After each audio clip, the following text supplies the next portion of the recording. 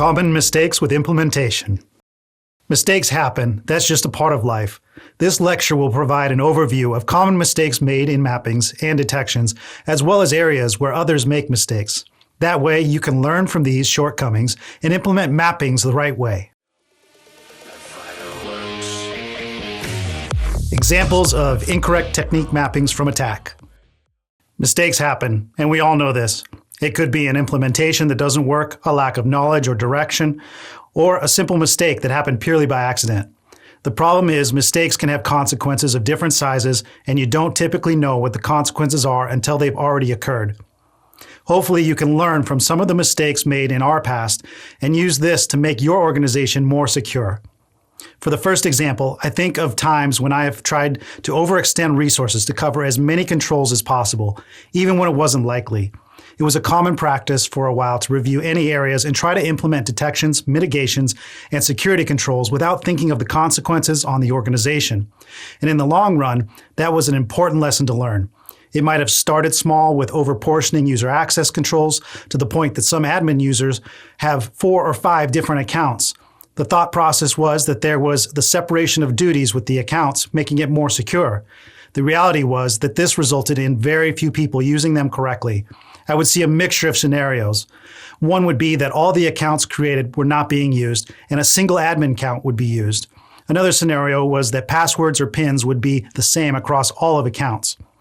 Overall, it led to just as many, if not more, security issues, and resentment built up towards the security and auditing teams. The incorrect mappings of separating accounts and roles were for us to have mitigations and eventually lead toward detections for the privileged account management mitigations, which can correlate to MITRE controls that include techniques such as abuse elevation control mechanism, access token manipulation, account manipulation, command and scripting interpreter, implant internal image, modify authentication process, OS credential dumping, and many more as seen here. As you can see from that long list, privilege access management can be related to a large number of different techniques and sub-techniques, spanning different matrices and tactics. In creating the different admin accounts, the team implementing the access controls was so focused on being compliant with every security technical implementation guide at the time that they weren't practical. If I were to go back in time, I would then recommend that the team go off the list of the MITRE techniques, filter out the ones for matrices that don't apply, and then compare the various mitigation and detection tips to make the account changes that would give us the most impact. In this case, the practical response would be to have a separate end user or admin account, or have a way to temporarily grant admin permissions based on use cases and have sufficient logging enabled to be able to review for misuse. This solution can be done in various ways, for example using tools such as Allowance that can grant admin access to authorized users for 24 hours. Again, this is one solution that I've used in environments in the past, and not all solutions to mappings will work for you. Another scenario where we clearly overcomplicated work and ended up creating more problems by not mapping and implementing controls in a way that made sense was a few years ago when we were expanding our network detection and response capabilities. To do so, we needed to increase visibility. We essentially took on too many steps of utilizing a network defense and response tool, implementing SSL decrypt for most traffic, and creating our own alerts, amongst other steps. At first glance, all of this sounds good. It provides visibility and alerting, but we had half implemented projects because we were trying to do too much at once. For example, SSL decrypt works if you are on the company network or the company VPN, but we found that most users were using their personal devices to conduct work unless absolutely necessary to be on their company endpoints. Similarly, we spread ourselves too thin by creating alerts resulting in high levels of false positives. Even when SSL decrypt was put in place, many categories for data were not decrypted, and we would see malicious traffic use those categories fraudulently to ensure their traffic was still encrypted.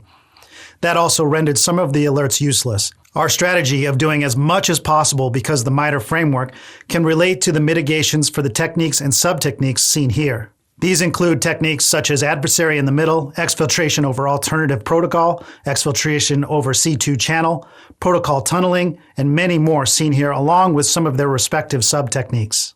Looking over the list of mitigations when implementing network detection and response efforts, you can clearly tell that there are a lot of areas that can add value in the realm of making your environment more secure. However, trying to implement all of these mitigations at once doesn't make sense, and if anything, leads you to have your attention divided to the point where you are more likely to miss something or make a mistake with implementing the tools or even choosing tools that aren't the best for your environment. Instead, ensure that you analyze the controls you want to be implemented, determine how to create the mitigations and detections, then prioritize them so you don't try to tackle too much at once. You should always strive to have common sense security measures in place, because if you create controls that consistently make work harder, fewer and fewer people are going to follow those controls. If you create controls that will change some workflows, don't add too much pain, and can get the point across through demonstrative security, then more people are likely to follow them. You also want to prioritize what controls you need to focus on, and then make a plan based on the level of effort, implementation, and potential pitfalls. A comprehensive plan will lead to a higher level of success for correct mappings to techniques, and a higher level of success for correct implementation. Examples of poor executions with detection creation. Creating alerts is part of any security operations center's responsibilities. It allows the SOC to use Yara, Splunk, processing language, Suricata, or whatever language makes sense for the tools that your organization uses.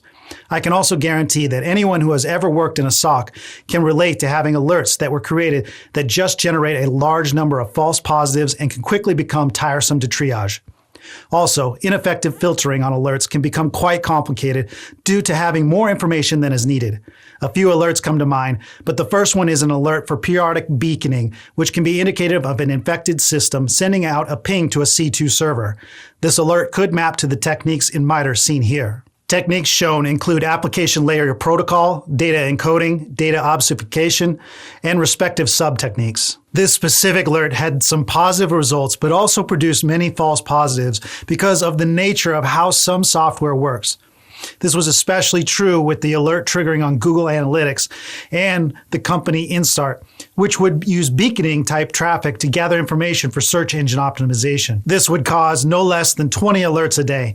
And even at 4 minutes per alert, that equates to almost an hour and a half of an analyst's time every day, and can be broken down to a salary cost of $54 a day for an analyst that makes a salary of $75,000 a year, a cost of $14,000 a year. Of course, as you triage the same alert, you get more efficient and faster.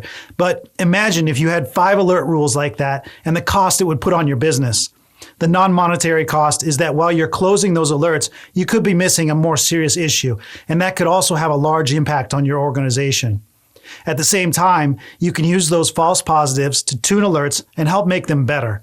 In the case of this specific alert, we provided feedback to the detection engineering team and created processes to help speed up responding to repeatable false positives. If I could go back in time, I would also look to either write a script or integrate with a security organization automation response tool to automate closure after running through a set of checks in a runbook. Another alert is one that we use to cover large amounts of data transfers and their corresponding ports or removable media such as USBs, which maps to techniques such as automated exfiltration, data transfer size limits, exfiltration over alternative protocol, exfiltration over other network medium, exfiltration over physical medium, exfiltration over web service, scheduled transfer, as well as others, and the corresponding sub-techniques. We started off using Splunk and writing a simple alert. That SPL shows that we are looking at data from the network index. We create a variable for size that is bytes out divided by 1024 to show the size in kilobytes, as well as if the transfer is larger